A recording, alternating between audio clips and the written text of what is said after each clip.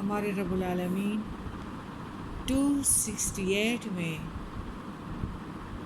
اور 269 میں فرماتے ہیں 268 الشیطان شیطان یعدکم الفقر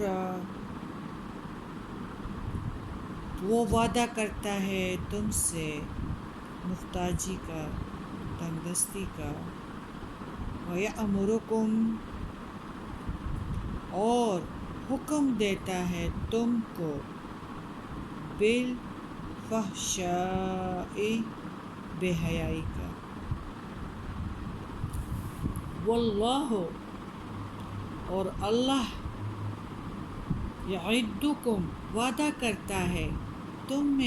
تم سے مغفرۃ منہ بخشش کا اس سے، وفضلا اور فضل کا، فضل میں سب کچھ ہے، حسن، دولت، عزت، قدر، برکت، بے حساب دینا، فضل میں سب کچھ آتا ہے جو ایک انسان کی تمنا ہوتی ہے، ہزاروں گنا سے زیادہ دینا، بے حساب دینا، فضل میں سب کچھ ہے جو ایک انسان کی تمنا ہے، واللہ اور اللہ واسع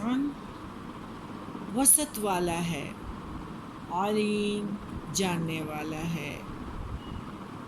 269 یؤتی دیتا ہے الحکمت حکمت کا مطلب ہے ہر چیز کو اپنی جگہ پہ رکھنا۔ اللہ تعالیٰ جس کو چاہتا ہے تو ان کو حکمت دے دیتا ہے، جو اس کے فیصلے ہوتے ہیں وہ بڑے کارآمد ہوتے ہیں۔ یؤتی الحکمت دیتا ہے حکمت کو من یشاء جس کو چاہتا ہے، ومن یؤت الحکمت اور جو کوئی دیا گیا حکمت کا مطلب ہے صحاوت، اور جس طرح یعنی دیکھو یعنی حضرت ابوبکر صدیق رضی اللہ تعالیٰ عنہ کو بھی اتنا اللہ تعالیٰ نے یہ حکمت دیا تھا کہ وہ یعنی اس کے پاس لوگ آئے کہ جو کوئی کہے کہ میں رات بیت المقدس اور پھر آسمانوں کا سیر کر کے گیا تو آ گیا، اس نے حکمت سے کہا گیا، اس نے کہا کس نے کہا ہے؟ تو کہا ہے کہ تم لوگوں کے نبی نے، حضرت محمد صلی اللہ علیہ وآلہ وسلم نے۔ تو اس نے جلدی سے یہ کہا کہ جب میرے نبی نے کہہ رہا ہے تو یہ بالکل سچ ہے۔ فقد تو تحقیق اوتیا وہ دیا گیا خیرن بھلائی کثیرن بہت سی، وما یذکر اور نہیں نصیحت پکڑتے الا مگر اولو الالباب عقل والے۔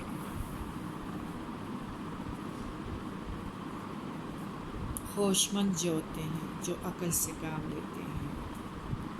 اولو الالباب حکمت کے لیے جو دو چیزیں ضروری ہیں، ایک تو انسان کی عقل بیدار ہو اور ایک سخاوت والا ہو۔ تفسیر اس کی یوں ہے کہ صدقہ یعنی کرتے وقت کسی کے دل میں شیطان یہ ضرورتیں ڈال دے کہ تمہاری یہ ضرورت ہے، یہ ضرورت اس سے پوری کر لو گے، یہ اور مفلسی بری خیالات لاتا ہے، تو یہ شیطان کے کام ہے اور شیطان ہی یہی وسوسے دلاتا ہے اور وہ یہ نہیں کہہ سکتا کہ شیطان کی تو ہم نے کبھی صورت تک نہیں دیکھی ہے، اس کا حکم قبول کرنا تو دور کی بات۔ اگر اس طرح اس قسم کے خیالات آ جائیں اور انسان اللہ کی ملاقات کو سامنے رکھے اور اس چیز کو وسوسوں کو دور کر دیں تو وہ برکت پا گیا، وہ ترقی کر لیا، اس نے ترقی کر لی، اس کو بھلائی مل گئی۔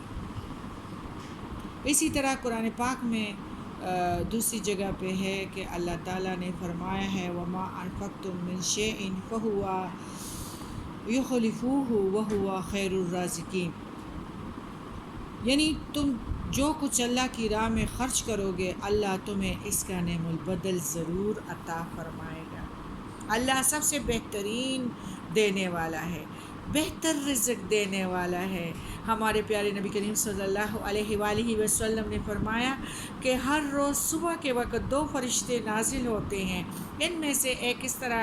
دعا کرتا ہے اے اللہ خرچ کرنے والوں کو زیادہ عطا فرمانا، اور دوسرا فرشتہ اسی طرح بد دعا کرتا ہے اے اللہ ہاتھ روکنے والوں کو تلف کر دے۔ بخاری کتاب الزکوٰۃ۔ پھر ہے وَمَن یُؤْتِ الْحِکْمَۃَ، حکمت سے نوازتا ہے، یعنی ہر چیز کو اپنے حکمت جس کو مل جاتی ہے نا تو وہ ہر چیز کو اپنے مقام پر ہی رکھتا ہے۔ انسان کو بچتے بچاتے سیدھی راہ پر گامزن رکھنے والی جو چیز ہے وہ حکمت ہے۔ ہمارے امام شافعی فرماتے ہیں کہ قرآن کریم میں کتاب و حکمت الفاظ اکٹھے آتے ہیں تو وہاں حکمت سے مراد سنت رسول اللہ صلی اللہ علیہ وآلہ وسلم ہے، یعنی حکمت کا جو ہے مفہوم کسی کام کو، کسی چیز کو ٹھیک طور پر سر انجام دینے کا طریقہ، کسی حکم کی تعمیل میں صحیح بصیرت اور درست قوت فیصلہ۔ اس آیات میں جو ہمیں سمجھایا گیا ہے کہ جس کے پاس حکمت کی دولت ہوگی وہ کبھی شیطانی راہ اختیار نہیں کرے گا، اور شیطانی راہ یہ ہے کہ انسان اپنی دولت سنبھال کر رکھے اور اس میں سے خرچ نہ کرے، مزید دولت بڑھانے کی فکر میں لگا رہے، اسی طرح کہ وہ شاید دنیا میں خوشحال رہ سکے گا۔ اس نے تو آخرت کو بھی برباد کر لیا اور دنیا کو بھی۔ اصل دانشمندی تو یہ ہے کہ انسان جہاں تک ممکن ہو سکے خرچ کرے۔ اللہ تعالیٰ خرچ کرنے والا ہے، سخی ہے، اور اس دنیا میں بھی انسان کو خوف سے اور غم سے بچائے گا، اور آخرت میں بھی اس کو بہت بڑا اجر اور ثواب ملے گا۔ سب سے بڑی دولت تو حکمت ہے۔ ایک دن سیدنا معاویہ رضی اللہ تعالیٰ عنہ نے خطبے کے دوران فرمایا کہ آپ صلی اللہ علیہ وسلم نے فرمایا اللہ جس کے ساتھ بھلائی کا ارادہ کرتے ہیں اسے دین کی سمجھ عطا کر دیتے ہیں۔ بخاری کتاب العلم، باب من یرید اللہ بہ خیر، اور میں بانٹنے والا ہوں اور دینے والا اللہ ہے، اور یہ امت ہمیشہ اللہ کے حکم پر قائم رہے گی، مخالفین اور دشمن اسے نقصان نہ پہنچا سکیں گے یہاں تک کہ اللہ کا حکم یعنی قیامت آئے۔ مسلم کتاب الامارہ۔